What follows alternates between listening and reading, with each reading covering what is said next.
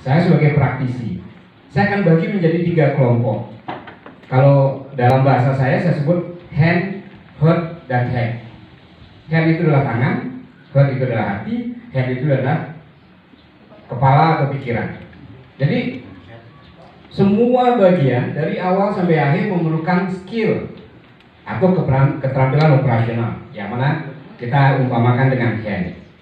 Kemudian setiap pekerja itu memerlukan keterampilan hubungan dengan orang, yaitu human relation, yaitu heart. Nah, khusus di Bali lagi dalam hubungan dengan masyarakat di dunia swasta cukup kompleks karena masing-masing daerah mempunyai budaya, culture yang berbeda-beda, sehingga di dunia swasta itu berhubungan dengan masyarakat itu cukup berbeda. Nah, kebetulan saya di Bali, saya punya pengalaman kerja baik di Tabanan, di Nusa Dua, di Sanur, di Kuta, di Legian, dan di Ubud. Jadi di tiap daerah itu berbeda. Jadi kita harus mempunyai kemampuan atau keterampilan berhubungan dengan orang. Dan yang terakhir itu keterampilan strategis atau hand. Jadi di sini kita harus punya kreativitas, inovasi, bagaimana mengambil inisiatif dan kepemimpinan, penilaian dan pemecahan masalah. Nah, kita coba gali satu persatu. Kita mulai dari operational skill atau kemampuan atau keterampilan operasional. Kita ada 3, yaitu keahlian bisnis atau teknik. Jadi keahlian bisnis teknik pertama harus bisa mengikuti tren dan teknologi. Ya, revolusi 4.0. Bagaimana menerapkan dalam society 5.0. Bagaimana penerapannya itu. Dan tadi dibilang bagaimana kita bikin kurikulum tidak berlaku cuma 3 atau 5 tahun, jangka panjang. Kita harus mampu itu. Nah, outputnya pun diharapkan begitu. Kemampuan menerapkan strategi dan taktik. Bagaimana kita bisa menerapkannya itu? Memiliki pengetahuan dan keterampilan fungsional atau teknis. Tentunya seorang lulusan akademisi diharapkan mempunyai kemampuan keterampilan maupun teknis. Kalau nggak mampu ya jelas satu bagian sudah nggak kita terima di dunia industri.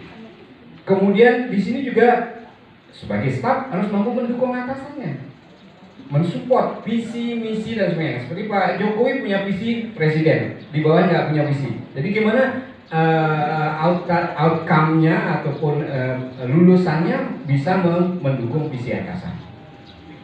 Kemampuan mengidentifikasi peluang untuk mengurangi biaya, saving cost. Zaman sekarang semua kita harus, apalagi dengan 2 tahun pandemik ini, cost sangat diperhatikan sekali, biaya-biaya.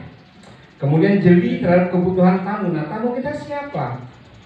Kalau di dunia swasta tamunya adalah pelanggan.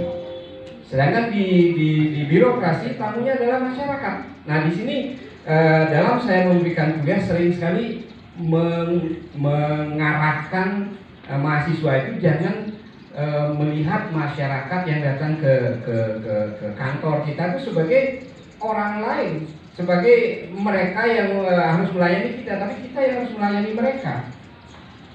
Kemampuan mengidentifikasi peluang untuk meningkatkan efisiensi dan memaksimalkan keuntungan. So, keuntungan itu bukan cuma profit dari sisi finance, tetapi juga bagaimana tempat kerja atau birokrasi kita dikenal dengan baik untuk memberikan pelayanan.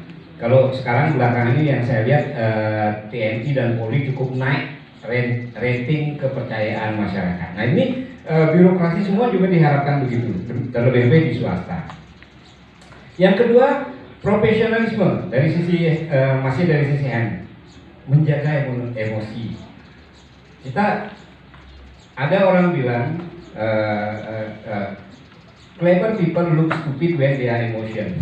Jadi orang pintar akan kelihatan bodoh kalau emosi. Nah, emosi ini perlu dijaga untuk profesionalisme.